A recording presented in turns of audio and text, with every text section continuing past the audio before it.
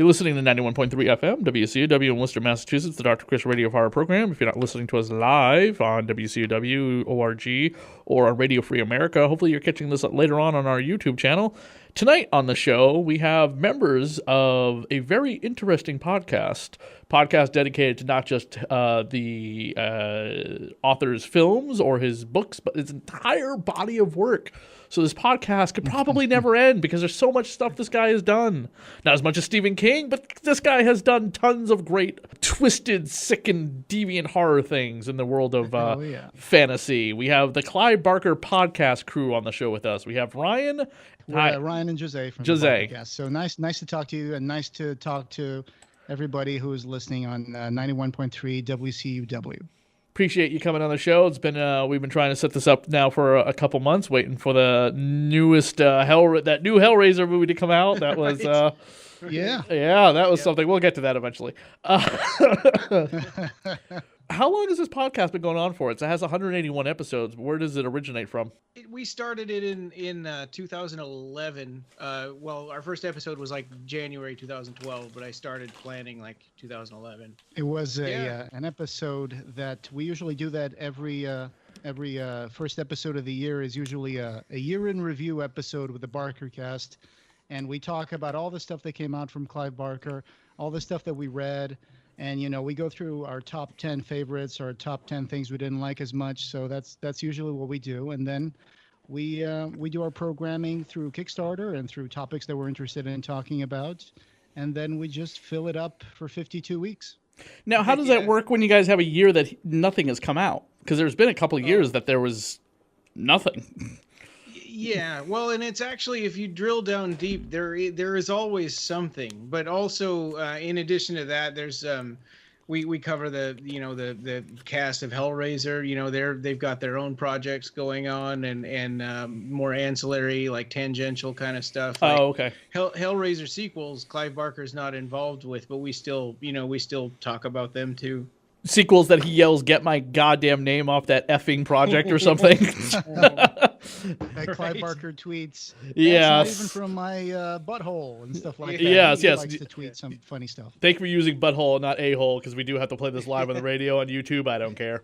But then you guys do stuff like Sleepwalkers, which like commentaries for, but that's Stephen King. Is because Stephen King said Clive Barker is the next greatest horror writer of all time.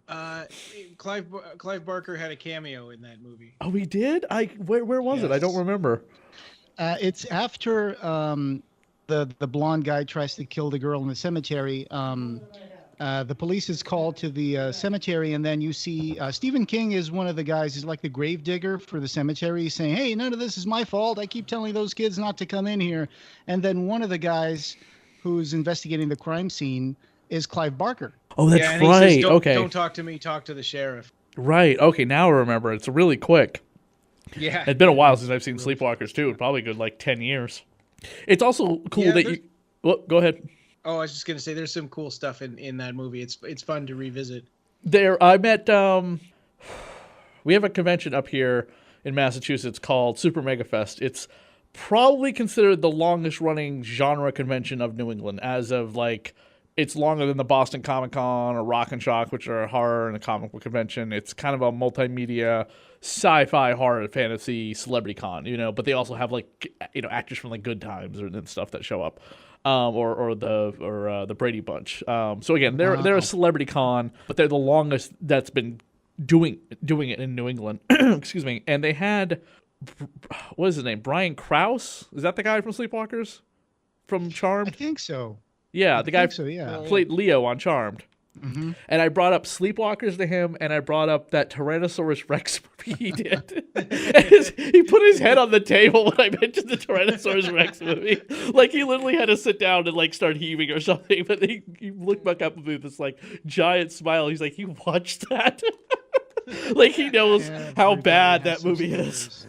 Yeah, He's been in like Camel Spiders and, like you said, Charmed and Return to the Blue Lagoon. I guess that was the first, probably one of the first movies I saw him in. But he's good. He's a good man to take a joke about his a bad movie that he was in. So that was really cool. But of course, even with years that Clive Barker doesn't have a lot of material coming out, you guys have like a lengthy line of comic books from everything that he's ever either written himself or other people have written that you guys could do an entire short podcast about per issue. Right. Yeah. We've been doing that, haven't we, Ryan? Recently, we're doing the epic Marvel comic books from the 90s, like 92, 93. The old school Disney Hellraiser comics. Yes. Comics. Studios had a revival of those a few years ago. Yeah. And And what's funny is that I joke saying, did Disney Marvel? At the time they were publishing those, Disney did not own Marvel. Disney now currently owns Marvel. However, what a lot of people are not aware of is when the board meeting happens next month at Fox, which that's when they will officially vote in whether or not they're going to do the they'll allow the $54 billion merger of Disney and Fox. That means Disney will own the rights to the first two Hellraiser movies. Well, yeah, that's a little disheartening. I mean, I don't know. I've seen we did a series a couple of years ago, I think, right, Ryan, when we were talking about we were given access to some of the treatments that the Weinsteins were thinking about for Hellraiser reboot.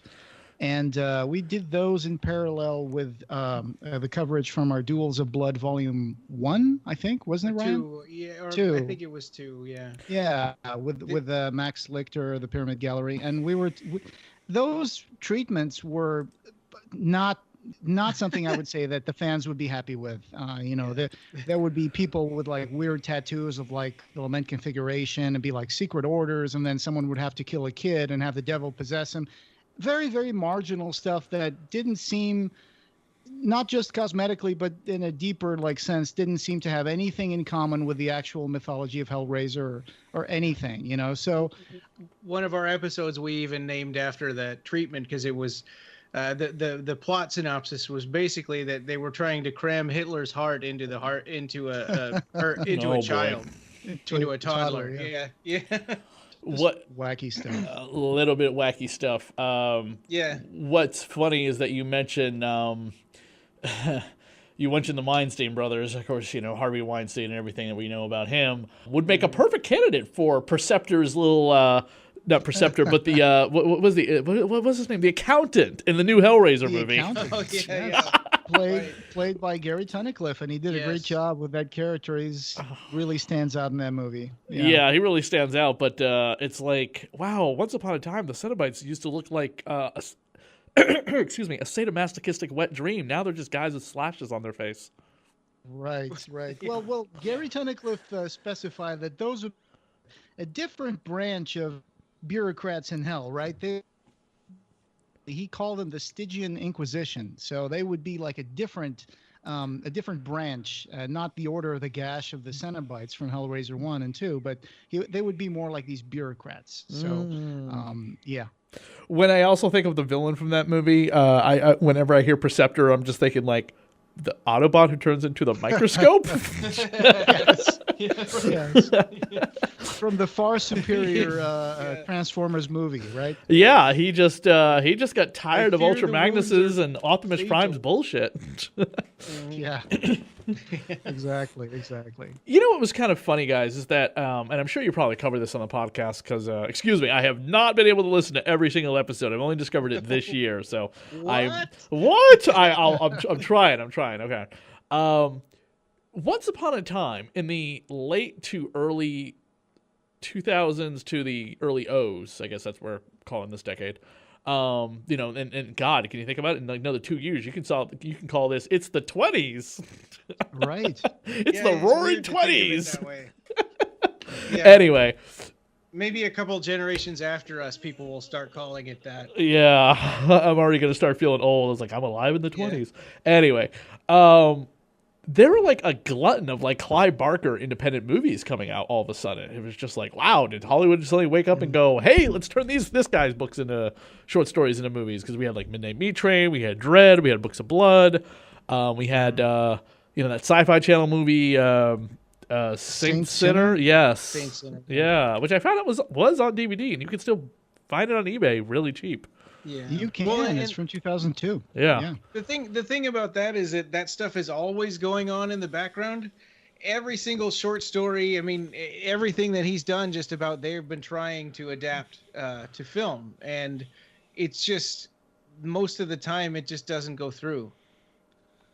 You know, Jordan Peele, like the latest stuff that we've heard was that Jordan Peele from Get Out, before he made Get Out, he was talking to Clive Barker's people about rebooting the Candyman series. Ooh. And it just didn't go through because, rights and stuff. And after Candyman 3, nobody's sure really who has the rights or whatever. So it's kind of complicated. But he was attached to try to option that, and it just kind of fell through. Imagine that, like Jordan Peele doing a Candyman movie. That would be tremendous, right? Well, in this day and age, you have if Candyman was made today without I think if Candyman was made today without an African American director behind the helm, there would be a lot of like people hissing and complaining online.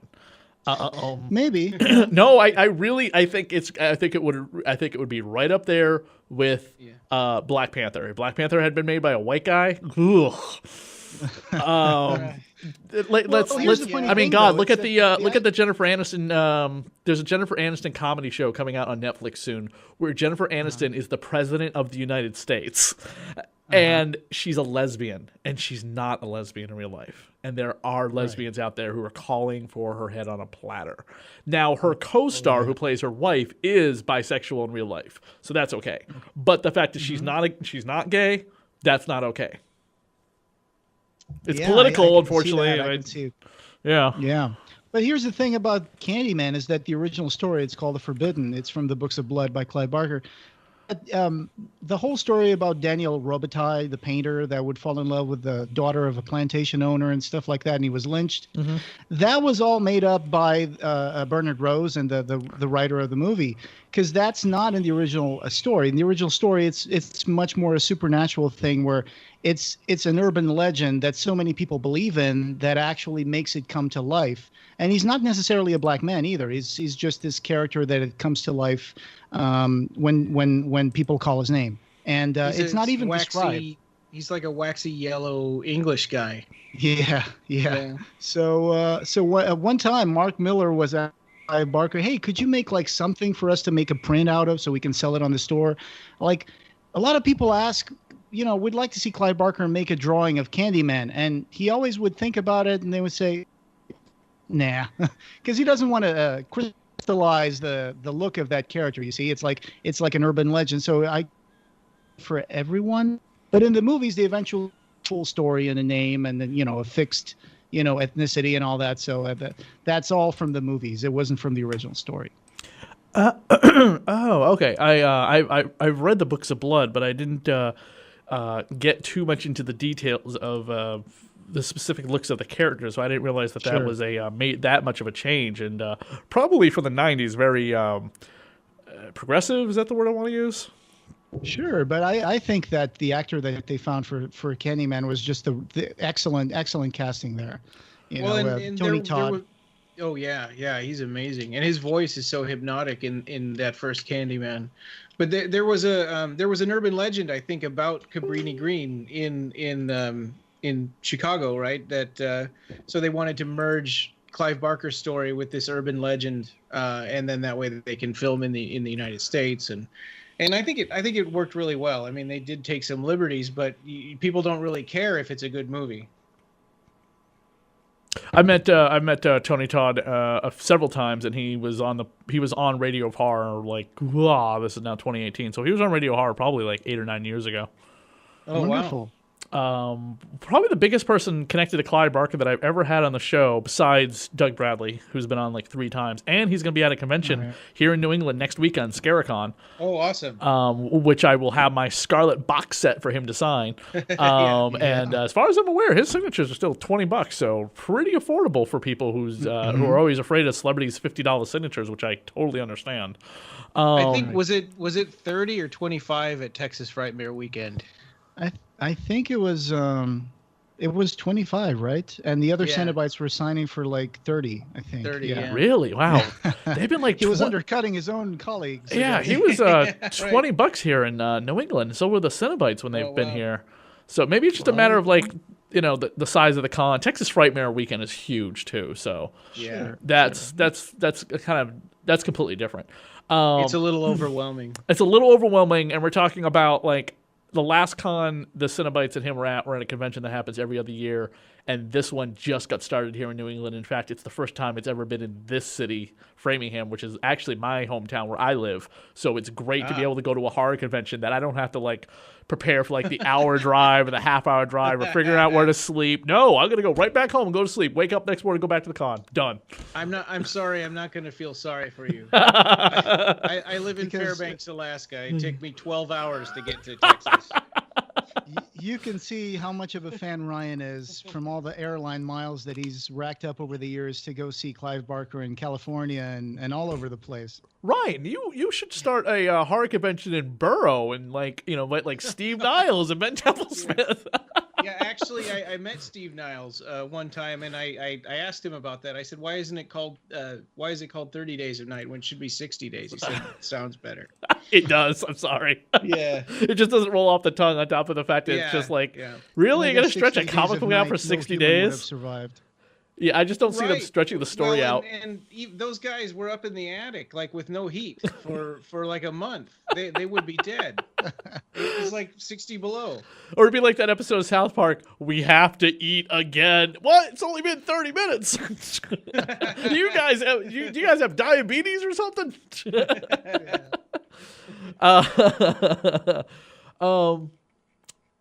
What would be, between the two of you, leaving out Hellraiser, what is your favorite Clive Barker story, book, story, short story, and movie?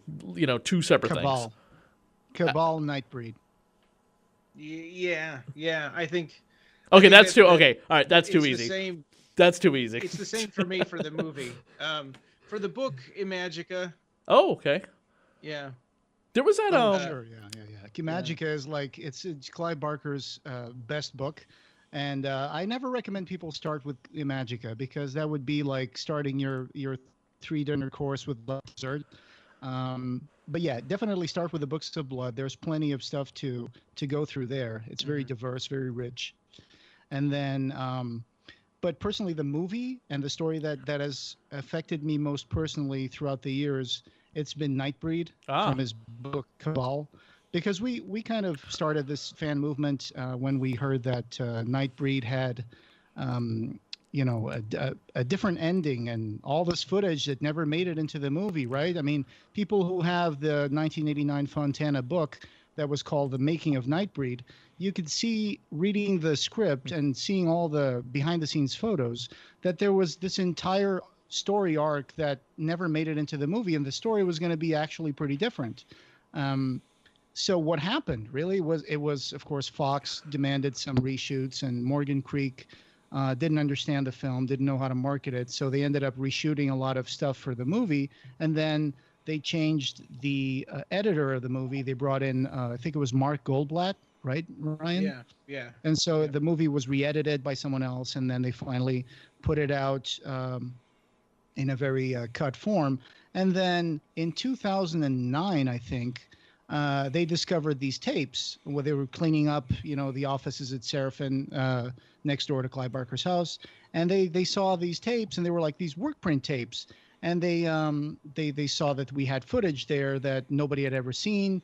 They had like these 3 or 4 hours of footage in these tapes, and then the effort started to get people to start writing up, letter writing campaigns, social media campaigns, and campaigning Morgan Creek to allow Clive Barker to make a director's cut.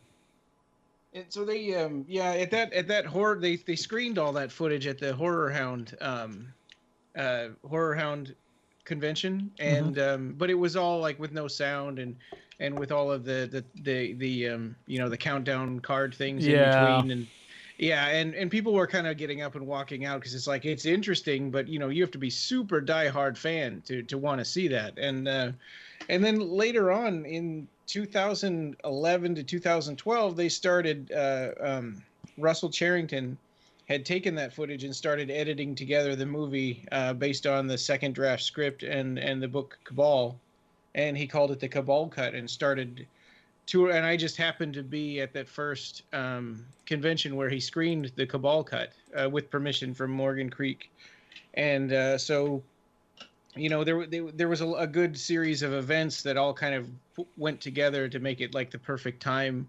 I called up José. He started up the petition, and we put together the website and Facebook group and the Twitter campaign and all of this stuff. And it all of that put together with the movie going on tour to all these different conventions all over the world. Australia, France, Germany, Mexico, Japan, England. So yeah, there were a lot of screenings with Russell Charrington and Mark Miller attending a lot of those. Mark Miller was the vice president of Seraphin at the time, and Russell Charrington was a friend of Clive Barker, and he got his hands on those work print tapes, and that's how he made the Cabal Cut. And eventually, in 2014, Ryan, that they finally released the director's cut? Yeah, and we even got invited to the premiere, which was really fun. That was fun. So that really means a lot to us that we were involved with that particular movement. And so Cabal is a book that speaks very highly to me, as well as Imagica, which is a far bigger book. But I think if you're into the whole, in a world like today, where we live in a world where people who are different sometimes are discriminated against, or people. Nightbreed really opens your eyes and says, hey, it's okay to be different, and you don't have to hide and pretend like you're someone you're not. You have a world of people out there. You just need to find your space, and sometimes your space is the fictional city of Midian, where all the sins are forgiven and all the monsters go to. And so that's, I think, a beautiful story. It's kind of a metaphor. And you were wondering earlier how we could, come up with enough stuff to talk about, for all these years. Well, we spent a year and a half talking about Nightbreed, because of that. So, and that's just one movie. So I think that the problem isn't not having enough stuff. It's just getting us to be quiet. Have you guys met Clive before? Yeah. And in fact, he was at Texas Frightmare Weekend last month. Wow. Okay. I wasn't sure if he was doing public appearances anymore because his health had declined so much. Right. Well, he did one at Texas Frightmare Weekend, and he just announced another one, I think, for November or October of this year. Right, Ryan? Yeah. I'm trying to remember which one that is. I've got it. Days of the Dead in Chicago. Yeah, in November. That's awesome, because again, I mean, he wasn't even on the Leviathan documentary, which is, so exhaustive, but his health was in such terrible decline at the time. So isn't that great, that documentary? I mean, did you know that there was a companion book for that? Yeah, I don't know if you can still order it or not, but I've been meaning to. It's amazing. It's really, really something. What's funny? That documentary was. I mean, you probably have seen all those documentaries like Camp Crystal Lake Memories and I own them Never all. Sleep Again, The Legacy of. And I always wondered, there should be one of these things for like Hellraiser, and finally they did it. Yeah. But it's just the only thing about the documentary that gets me is that like Ashley Lawrence was unavailable and Clive wasn't available. I'm like, wow, those are like two important people to that, that film series. I agree, yeah. And it was just like they're not here, and it was kind of it's the only thing I think is a letdown about that is that, and it's not the filmmaker's fault. They just I asked him about Ashley, and there's like she was sick, and then we tried, and then she got sick again. And by the time she was healthy, we were like, we can't wait any longer. The fans are clawing at social media to have this documentary, and we told her we will film it, but we're gonna probably have to wait until we put out like a Blu-ray, or not a Blu-ray. Because it came out on Blu-ray, some other edition of it. You know what I mean? But it's funny you mentioned that company, because sitting in my right hand right now as I'm talking to you is Lost in Shadows, the story of the Lost Boys book. Oh, yeah, that's great. Which they said it is easier to put a book out than it is to do a documentary tied into such a high-profile studio film owned by Warner Brothers, like the Lost Boys. Hellraiser is a little easier because of the nobody cares about Hellraiser, but the Lost Boys is still like a big property for Warner Brothers, even though they're not doing anything with it. Right. Weren't they trying to do like a TV show? They were trying to develop that into a TV show. Yeah, I think, on the CW. It's they've tried to do that. They tried to do the Crystal Lake Chronicles, about Friday the 13th, stories around Crystal Lake. Don't forget, there was supposed to be a Hellraiser TV series. We live in a world where if you have an IP, they're going to, run it into the ground as long as the people are willing to see it. They're going to do something with it. I mean, I in some ways I miss the 90s and the late 80s because it seems to be such a originality. There was so much originality in the stuff that was coming out, right? I mean, we were getting all these like scary movies, and just pick up a Fangoria or a which is coming back from that era and see the weird stuff that they would come up with, like the weird movies, and so original. And nowadays it's Cars 3, it's Avengers 4, it's all that stuff. There would still be like Friday the 13th Part 7 and stuff too in the late 80s. Yeah. And don't forget, there was supposed to be a Hellraiser TV series. It didn't go anywhere, but that, right? They keep trying to do that, but somehow it never reaches it never gets out of the hype phase. Because right? it has to be on a channel that you can do really gross S&M body horror sexual material on, because it has to be on cable. It has to be on HBO. Yeah. I mean, you can get away with like the number of people who have been beheaded and their dicks chopped off, or I gotta edit that part now. Their other body parts chopped off, and their women are getting sexually assaulted and stuff like that. And not that it really happens that much in like Hellraiser, the sexual assault stuff. It's more consensual sexual assault, by the way. Just pointing that out right now. The Hellraiser sexual assault is completely consensual. It's like role-playing with your partner without getting too descriptive. You can use your imagination or go look it up online. Well, and the guy that owns the TV rights is different from the movie rights, and so this is a guy who doesn't have money to develop it. Presumably, doesn't have money to develop it himself. So the last thing I remember seeing about the Hellraiser TV series was just a picture of a remote control with like push pins stuck into it. Yeah, I think it's a guy called Larry Kuppen, and I think he used to. Because when Hellraiser 3 was made and then Hellraiser 4, there was like they were changing hands within these investor groups and stuff, because New World Pictures, that was started by Roger Corman, I think, had gone under, and then when it went under, it was purchased by these group of investors that started this Transatlantic Media Productions or whatever. It's kind of hard to pinpoint these things, because once the rights to a movie fall into the hands of these investor groups, then it really becomes obscure to know who owns what, right? It's just weird. Yeah. Well, and like Nightbreed has been a real problem because Morgan Creek has been really good about allowing this new version of, now they've been really good about allowing this new version of director's cut of Nightbreed, but international rights have been like impossible. They keep trying and trying, and the company that owns it doesn't even like return phone calls or respond. Every country had a company that licensed the movie for its own domestic distribution, and then I think now Joe Roth, who used to be one of the CEOs of Morgan Creek, then created his Revolution Studios, and I think Revolution Studios purchased the international rights to the library of Morgan Creek. But so they, I think, would be the people to talk to if they wanted to license international releases. But it seems like they're just holding on to it, and they're not really doing anything with it. Yeah. Aren't we supposed to, I don't know if it's even still in development, a Weave World series? Yeah. Who knows? Yeah. I mean, that stuff, if there's one thing that Clive Barker always did, is he announced things way too soon. I mean, he would just, he doesn't know how to stay quiet about things. He would just go on and talk about stuff, and sometimes they're really pre-production. So I don't know about that stuff. The last developments that we had was that it was being developed by, who was it, Ryan? Do you remember the name of the guy? Oh my gosh. I can't remember. He was a writer for Warehouse 13. Oh, right. Yeah. Yeah.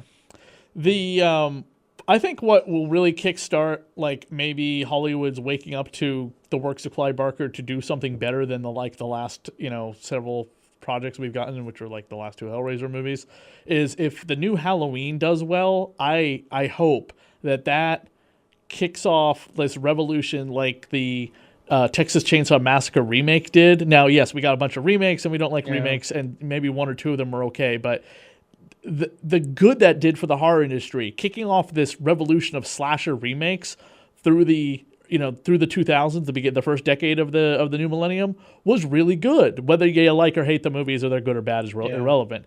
I'm hoping Halloween in October does that again. I hope Halloween kickstarts Hollywood to be like, let's make slasher movies. What do we own for IP? Make the next Nightmare on Elm Street movie, the Pinhead movie. Oh, let's create a new slasher genre character. Get the guy with the guitar. And not just the driller killer. Not just remaking them, but getting the original creators involved. Has John Carpenter working on it now, right? Yeah, but I don't see like Hollywood handing like $5 million over to Sean Cunningham. I mean, he's in fortunately a pissing contest with Jason's other daddy, Victor Miller. John Carpenter, maybe. I mean, when was the last? He's scoring the movie too, right? Yes, he is scoring the movie. Yeah, and I mean, you could say like, look what happened to the career like Mark Hamill with Star Wars. It kind of revitalized itself, and he's got all these other projects coming out soon, which is really great. But there's a big difference between Star Wars and I don't even know who's even that would still be making a film. Toby Hooper dead, and Wes Craven dead, and George Romero dead. We got like Clive Barker and Sean Cunningham, I think, really left, right? Not Clive Barker, Sean Cunningham and John Carpenter. But I don't see Hollywood handing $5 million over to Clive Barker to go make the Hellraiser remake that he's wanted to do. Oh, he would want more than $5 million for sure. But if you look at a movie like Upgrade, which only cost Jason Blum like $2 million to make, you know what I mean? Sure, yeah. Blumhouse is a great place it's a great house for horror right now. Yeah, that's true. I mean, if you have an original idea, and it involves some sort of paranormal activity, I mean, Blumhouse is the place to go. But Dr. Chris, if I can go back to what you were saying about kickstarting horror franchises again, it's like I would love to believe that would happen, but it's like I would like to bring back. So the remake of Friday the 13th, they made the movie. It didn't really have any sequels.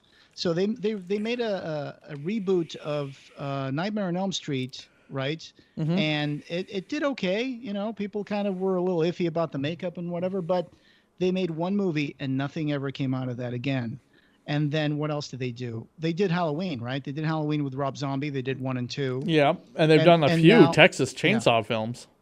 Yeah. So the Texas Chainsaw seems to be the only franchise that actually has, endured. And maybe it's just because they keep making these like movies and stuff. But all the other reboots didn't really like kickstart the franchise again, right? I mean, the Nightmare on Elm Street and the Friday the 13th and the Halloween with Rob Zombie. They made 2 of them, sure, okay. They made another sequel, but I don't think critically they did very well, and I think some of the fans they're kind of split on that. So, but look at when those films came out. Texas came out in 2003, and then the last film of the remakes, because the Nightmare on Elm Street remake came out after the second Halloween film. That was it. After 2010, that's when that Nightmare movie came out. I mean, it did commercially box office gold, but good God, was it ripped apart by so many fans and critics that they were like, okay, we're done. And I honestly can't remember another big remake that came out after Nightmare in 2010. So that killed it. Yeah, that kind of did. Yeah, but I guess now the fashion is not to do remakes again or reboots. It's more like doing soft reboots, right? It's like, well, we're going back to the franchise. We're not remaking the first movie, but we're going to say that these sequels never happened, and now we're going to do a sequel to the second movie or the first movie or something like that, right? That's what they're doing with Aliens. That's what Godzilla's been doing with Halloween. Since the 50s. Yeah, right. Yeah, with the exception of Shin's Godzilla, actually was its own original film. It was they decided we're not going to acknowledge the first 1954 movie.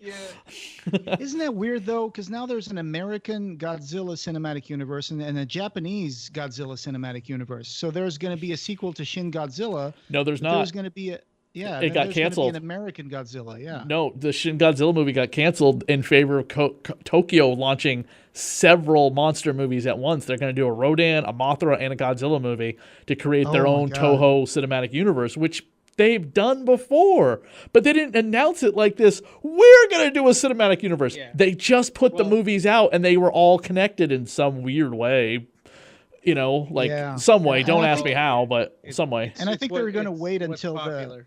Yeah, and I think they're going to wait until the American Cinematic Godzilla universe puts out its own movie, so they can make the sequel to Shin Godzilla. Well, Yeah. so far Well, they're two. they didn't really have the right to make Shin Godzilla. Hmm. Oh. They had signed away the rights to doing that so they wouldn't compete with the American movies, and they did it anyway, and they kind of got in trouble. So the next two movies are animated. It was a very bureaucratic movie, wasn't it? Though I mean, I was expecting more Godzilla fights and stuff, and instead it was more people planning out what they should do in like Yeah. closed rooms about protecting the people. Well, I mean, to leave the Godzilla thing on a high note, the two films they've done, King Kong of Skull Island and the 2014 Godzilla movie, are 2 for 2 in box office hits and pretty good, critical hits. So next year's King of the Monsters and the following year Kong versus Godzilla, we'll see what happens. Yeah. Wow. Yeah, that's going to be great. I love kaiju movies. And they're directed by really good directors. One's being directed by the Annabelle Creations director who also did Lights Out, and then I forget who's doing Kong versus Godzilla. I almost said Ryan Johnson, but I don't think it's him because he's developing the Star Wars prequels. Yeah. A really long time ago in a galaxy far, far away films. Which, yes, he is still making those movies, people, despite if you love or hate The Last Jedi, he's still making his prequel films. So, but hey, maybe we need something like that with a Clive Barker movie, going back to like Hellraiser, or maybe even like Nightbreed, maybe like showing us like who was the first of these Nightbreeds that started the whole underground thing. Maybe doing like a proper version of how the Lamont configuration came to be, not like the way we saw it in Part 4 with the Hellraiser Disney princess. I hear you, man. I hear you. I would love to see like a prequel to Nightbreed or even like a sequel.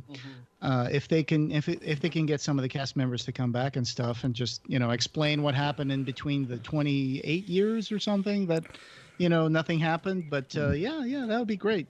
I would like somebody like Dynamite to pick up the comic book rights to Hellraiser because Boom's not doing anything anymore.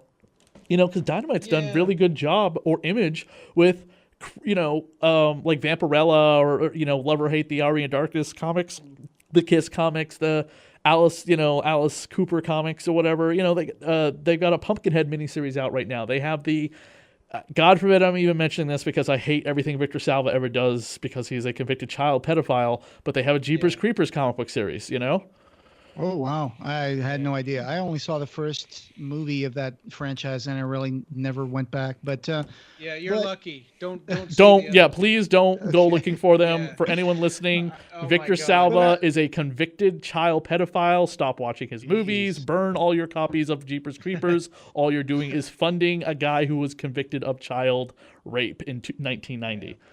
Well, I tend to separate the art from the artist, but you can't do that's it a with this personal one. decision. Yeah. But you mentioned Boom Studios and No Hellraiser Comics. I would just like to bring up, not many people out there may know this, but we had actually a couple of issues that came out from Seraphin.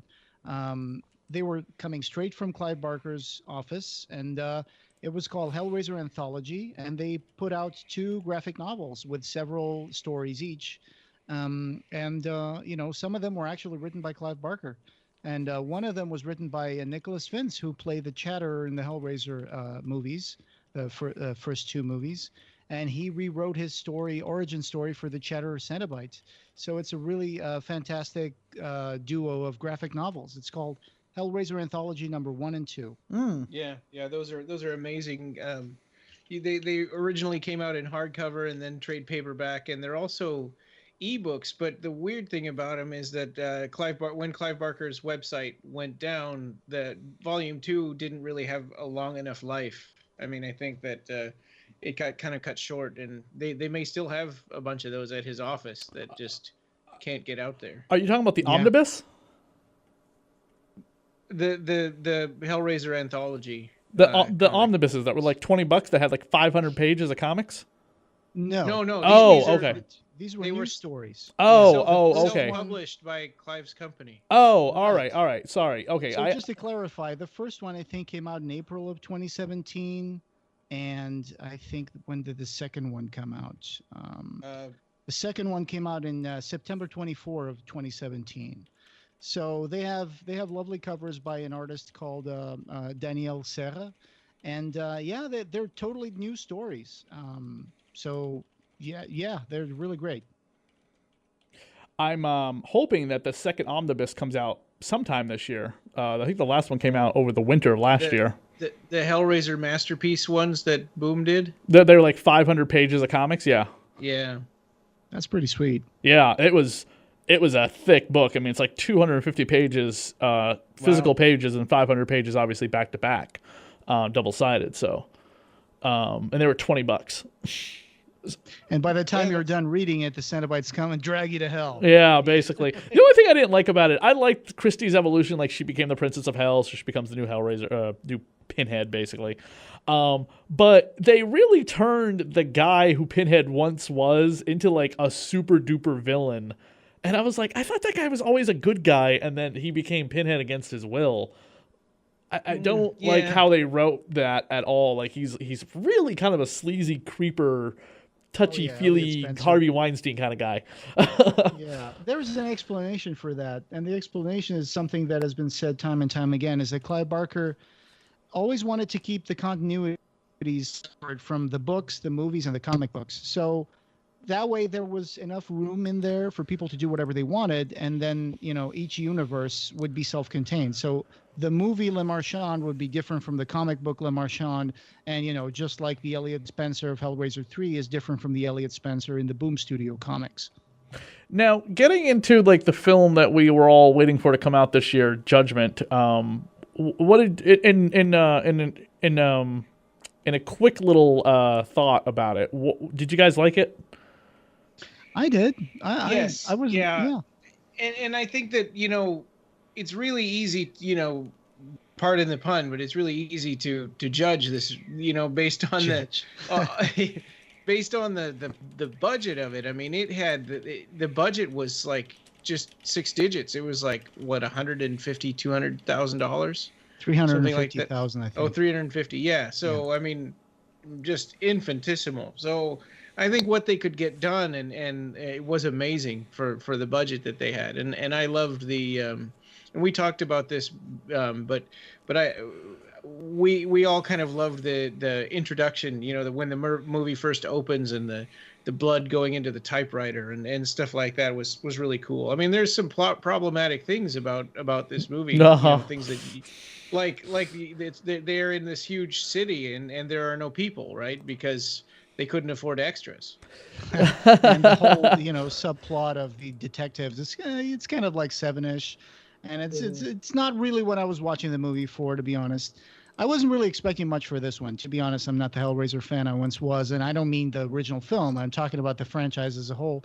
I've been disappointed time and time again with each diminishing sequel until I finally said, I'm done. But with this movie, I went into it with any baggage from the previous movies, so I really gave it a chance. And despite, like Ryan said, I thought some scenes weren't that much to my liking, but I actually found myself enjoying this one more than the last 3 or 4 sequels. The one thing I will say positive about the movie, because I'm not going to just completely trash all over it, because it's not completely terrible, it's not good.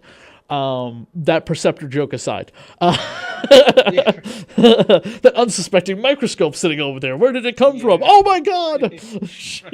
He puts you underneath his little thing on his shoulder that's the microscope or whatever, and starts dissecting you on his body because he's got his little tray that pops open like you'd put the petri dish. It's so gross, but that's exactly what I imagine him doing. Anyway, the guy that got to play Pinhead in this, the way they lit him, I thought was perfect and even better than the original. I thought the way they lit him on the cover, which yes, I saw you guys. There's an episode of your podcast I haven't watched yet, but you're comparing that to the cover to Lincoln, Steven Spielberg's Lincoln. And that alien. Yes, and again, I'm looking at it in the movie and the cover box, and I'm like, wow, they lit Pinhead perfectly. Like, better than the original. Like, in the original, I thought he was always in a little bit too much light. But this was perfect. Compared to the last film, oh my God, Pinhead was just the worst thing ever on screen. Yeah, oh yeah, it was just like, he's just like right out there like, hey guys. Oh my God, that movie made no sense. And just like the amount of incest that was going on in that film was just like, what is this? How is this anything to do with what we have? You had parents that were the same age as their kids too. Guys, or looked like it, yeah. Clive wrote a new Hellraiser book. Go adapt that. Right? Yeah, we've been saying that for years. Yeah. Get Scott Bakula to come back. Oh my God, yes. Yeah, I hate to think about that too much because, it's just disappointment is at the end of that. Well, it's just not going to happen, probably. There's some questions you have to come up with, and it's hard to find the answers. One is like, is Hellraiser becoming too damaged for the fans at this point to even accept the sequel? Is a significant portion of the fans getting too jaded to accept a Hellraiser sequel? Yeah. I mean, is it too much to accept a Pinhead that's not played by Doug Bradley? These are all things that some people would answer yes. Well, if they got that Pinhead like they got in the last one, like I said, it would be perfect. You know what I mean? And Pinhead is not like Freddy and Jason, and neither are the Cenobites really that much. It's more like other stuff makes things happen to people. Right. Well, and if Hellraiser Judgment had a $2 million budget instead of a $350,000 budget, how different would it be? I can just think of at least 5 independent filmmakers that I know that could take $350,000 and make a Hellraiser movie like you wouldn't believe. Right. You know what I mean? Like, actually care about it, not just be like, oh, well, this is kind of... I know the guy who wrote the last one, wrote Judgment, wrote the last one. What was it called? Revelations? Yes. Okay, so he wrote Judgment, he wrote Revelations, and he wrote Hellfire? Inferno. Inferno. No, he didn't. No, Gary Tunnicliffe. Scott Derrickson directed Inferno. Okay. I know that Judgment or Revelations was a Hellraiser script, unlike the last few scripts that were just, let's just throw Cenobites in here and market it as a Hellraiser movie. Right, they just adapted some other script that they had in a pile somewhere. Yeah, exactly. Which, again, that's worked in Hollywood sometimes. I mean, 11 Cloverfield Lane was its own story until it got adapted into the Cloverfield universe. Sure, happens all the time. They just repurpose scripts. Yeah. I mean, one or two of the Marvel movies even has, I think I've heard that saying, this was a whole other thing, and we decided to turn it into like this movie that has whatever Marvel character that's in it. I don't know which film it is, so I'm not going to speculate, but I remember hearing that in the commentary saying this was a whole other script, and it's been just kind of sitting there for a while, and we were like, we could do something with this. Oh, yeah. I mean, I have 2 scripts. One of them was called Deader, and the other one is called Hellraiser Deader, and they were different scripts. One of them has nothing to do with Cenobites or Pinhead or anything, and that was written by Neil Marshall Stevens. So that was one of his, scripts, and they just bought it and said, hey, we're going to change this into a Hellraiser script. And that's how Hellraiser Deader became a thing, with the cult and the cultists that bring people back and all that. Originally it was nothing to do with Hellraiser. I have both scripts, and you can tell exactly where they started splicing in the Hellraiser stuff. It definitely happens. Before we all you need is a puzzle box and Pinhead, and now it's a Hellraiser movie. Right. Before we let you guys go, what are 2 of Clive's stories that you would love to see get more attention, and not just made into some movie or TV show? Not that we're ever going to get a TV show, but into some movie or something. But just like, what are 2 stories that you think are not like getting enough, like not getting out there enough for people to really be like, wow, this didn't make me want to go to sleep tonight? I would love to see a mini series of the Books of Blood and just go one after the other and just keep on doing episodes until you finish all of the stories. I guess, is that a cheat? Should I have said this one specific story instead? No, that's fine. I mean, the Books of Blood were made into a movie that was... I wouldn't say it's unwatchable, but it's not something I recommend to anybody. I own it just because it came with... Oh, you mean the book? Yeah, the Book of Blood. The Book of Blood. Like the entire series of stories. Yeah. They made that Sci-Fi Channel movie with the guy who played Robin Hood from the BBC Robin Hood series, and if the only reason I own it is because it came with Midnight Meat Train on the Blu-ray. They did a decent job with it. It could have been a lot worse. I mean, at that point, with the budget they had, it could have been a lot worse. Yeah. I think they stayed true to the spirit of the. So the Books of Blood, for people who don't know, their book ended by two stories. One of them's called The Book of Blood, and the other one's called A Postscript on Jerusalem Street, which I think that last one never made it to some of the first editions of the Books of Blood in America. That was only something that came in, some of the British ones. And that one is like the story of this guy who, pretended like he could talk to the dead. And then once the dead actually, got mad at him and wrote all their stories on his skin. And that's supposed to be the stories that go throughout the entire 6th volume of the Books of Blood. For me, the thing that I would love to see turn into a movie, because I think it would blow so many people's minds, is one of the stories from the Books of Blood. It's called In the Hills, the Cities. And this is a story about two cities. I think it's called Wodojewo and Popolak. It's in Europe. It's in like Poland. I want to say Poland or something. I haven't read that story in a while. But it's about these two cities that every year they would have this festival of sorts, this event, where they would strap themselves up and create these giants made out of people, and they would duke it out in the middle of the forest, and fight. And it's such a crazy story. It's one of those stories that if you read it from the Books of Blood, you feel like, hey, I think my mind just got extended a little bit, and it's like a rubber band. Once you stretch it out too far, it never goes back to the original size, And I think if someone made a movie like that, I think it's so original. It's such a great story. It's so intense and utterly out there, that I think people would love that stuff. So In the Hills, the Cities from the Books of Blood. There was a series of books that I had at a used bookstore that I used to work at, which were Clive Barker books, but they didn't look like your typical Clive Barker books. I can't remember the name of them, but they had some weird titles to them. The spines were like multicolored. Is this Aberrat? Yes, that's what it was. Okay. And I remember seeing them at a bookstore, another used bookstore, a few months later after my used bookstore closed, unfortunately. I kept my horror section very tight and just pointing out Clive Barker books right here, Stephen King right here, Anne Rice. They were sitting next to a copy of Jerusalem by Alan Moore. Nice. And I was just looking at all the covers or whatever and going, oh, this whole thing looks like it's just one giant puzzle piece between Alan Moore and Clive Barker. For anyone not familiar with Alan Moore, he wrote Watchmen, V for Vendetta. And The Voice of Fire was his first book. Yes, and he's a prolific comic book writer who has a lot to say about the superhero industry right now. And it's funny is that the League of Extraordinary, his final comic book story he will ever write is finally being printed next month. Issue 1 of 6 of the last League of Extraordinary Gentlemen story. I'll believe it when he's dead, because he said so many times he was quitting comics, and then he always comes back and he does something else. No, I swear, I think he's only ever said that he's only had one more League of Extraordinary Gentlemen story to tell, and everything else that he's put out has been books actually lately. I went to Ozzy Osbourne's No More Tours tour in 1991. Is Ozzy retired? I haven't seen anything from him since him and Sharon broke up. Oh yeah, they broke up. Holy moly! Yeah, they broke up a while ago. I don't know if they're divorced, but they broke up. So, but that's a whole other podcast. Yes. But so the Aberrat books. I mean, those would be fun too. I mean, that could be an amazing animated series. Oh my god! They're very illustrated.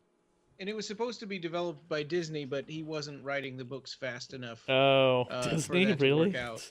That's too funny. I mean, that's kind of like seeing. It's like seeing that the guy who made the Christmas Story also made Black Christmas. Wow, really? Bob Clark, yeah, same director. That's nuts. Yeah, same friggin' director. Nuts. Or you look at one thing we didn't touch upon. Have you guys ever covered the very few and far between video games that have come out based on Clive's work? Yeah. In fact, I even have an Amiga 500, and I made review videos of the 2 Nightbreed games on the Amiga. There were Nightbreed games? I didn't know that. I knew about the. Oh yeah. God, I knew about the other 2, but I didn't know there was Nightbreed games. Yeah, right. From like 91, I think. Oh my God. Were they Yeah. good or terrible? One What of were them they is called? one is called Nightbreed the Interactive Movie, and the other one is Nightbreed the Action Game. Oh, wow. That's crazy. Yeah, And they weren't. you have to press your buttons to run away from Pelican and stuff like that, and then you have to Yeah. go.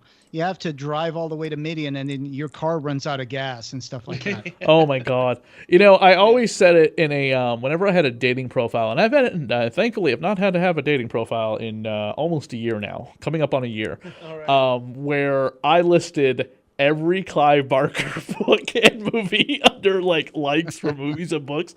And I've always wondered, I don't think that's going to get me on dates because they're going to look up those movies Well- and go, what is Hellraiser? Oh my God, no, I'm not dating him. But thankfully, when I brought them up to my current girlfriend, she was, she's a Halloween horror fan. We might always agree on every Halloween movie that we both love.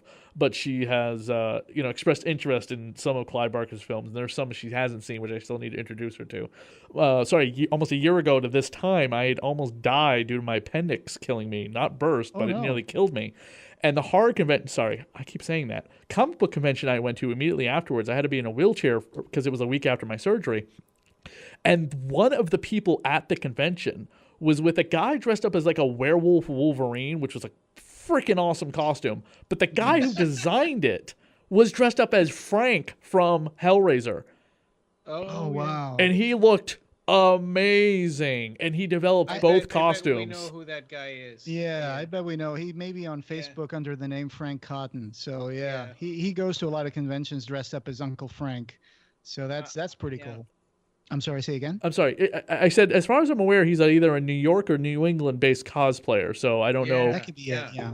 I think I saw him at Monster Mania in New Jersey in 2012. And I asked But I him, wanna is it say like that, makeup? And he's like, no, it's some of a... the biggest Clive Barker fans that I've known over the years, they've always been women. So there was a lot of female, there's a lot of women fans out there for Clive Barker and all his works. You know, it's not something that women are repulsed by tremendously, I guess.